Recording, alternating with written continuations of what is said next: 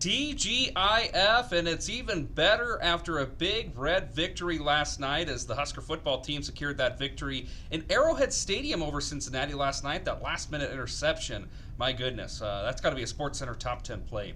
Tristan Winder, glad to be with you here for a Friday edition of the Morning Pulse as we gear up for the weekend, the Labor Day weekend as well. Temperatures don't look to be too bad for it. And our first Friday night of football as well. Had a lot of teams in the area in action last night. That continues into this evening. News 2 Sports will be all over the coverage map, so you won't want to miss the Friday night end zone tonight at 10. And we'll also have some details on area sports tonight at 6 as well. And of course, online and on the free KNOP News 2 app. Beginning today with an announcement made yesterday by Nebraska Governor Jim Pillen as he's announced appointments to boards and commissions that feature a Lincoln County resident. Nebraska Governor Jim Pillen making the announcement that the boards and commissions are effective, the appointments are effective April 1st, 2025 and run through August 27th of 2025. Lincoln County Commissioner, current chairperson of the Lincoln County Board of Commissioners at that, Michaela Wooler, has been appointed to the advisory council to the Office of Violence Protection. Congratulations, Commissioner Wooler. There's a couple of other Greater Nebraska residents that are included on these board appointments and commission appointments as well. We'll have later details on that tonight at 6 and 10, and then, of course, online as well later on this evening. After 13 Nebraska state senators signed on to a letter from Senator Megan Hunt calling for a public hearing from the governor overturning the work ethic camp at McCook to an ICE detention facility, Senator Carolyn Bosson responded, telling senators to ask those questions to the executive branch and the Attorney General's office. She added that the public hearing is, quote, premature. Senator Hunt responding, saying in a post on X, quote, these are not questions that can be answered behind closed door or in private conversations, end quote. I requested information through the processes that we have about this ICE detention facility on August 6th. And they got back to me and they said the soonest they could answer my questions was August 26th. That date has come and gone, and I'm still waiting for answers from the governor. Senator Hunt says that the public is asking the same questions about the ICE facility and want the rule of the law to be followed within Nebraska.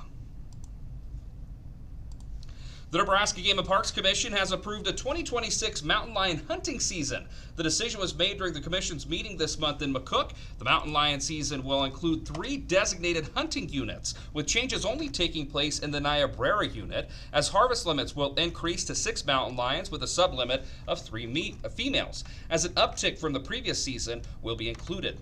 Officials say the adjustment reflects updated population data and local feedback with the goal of maintaining mountain lion numbers responsibly while keeping a healthy and resilient population across the state. Nebraska Game and Parks carnival biologist Sam Wilson says that the Nebraska Game and Parks Commission has a variety of ways that they track mountain lion population year-round. We use a lot of different scientific techniques to try to keep tabs on what the mountain lion populations are doing and what they're eating and their home ranges are. And the primary methods we use are we do collect reports from the public, and we encourage people to send us trail camera photos, particularly of any females or kittens, because that helps us identify areas with reproduction. We also do genetic surveys utilizing a scat detector dog, where we go out and we collect cougar scats, and we send those in for genetic analysis, and we can count animals that way. And then the third method that some people are familiar with through photos or presentations we've given is that we collar mountain lions with collars in order to try to track their movements and population sizes. Season 1 of the Nebraska Mountain Lion hunting season begins on the 2nd of January, running through the end of February. The season will end immediately if if the annual harvest limit or female sublimits are reached.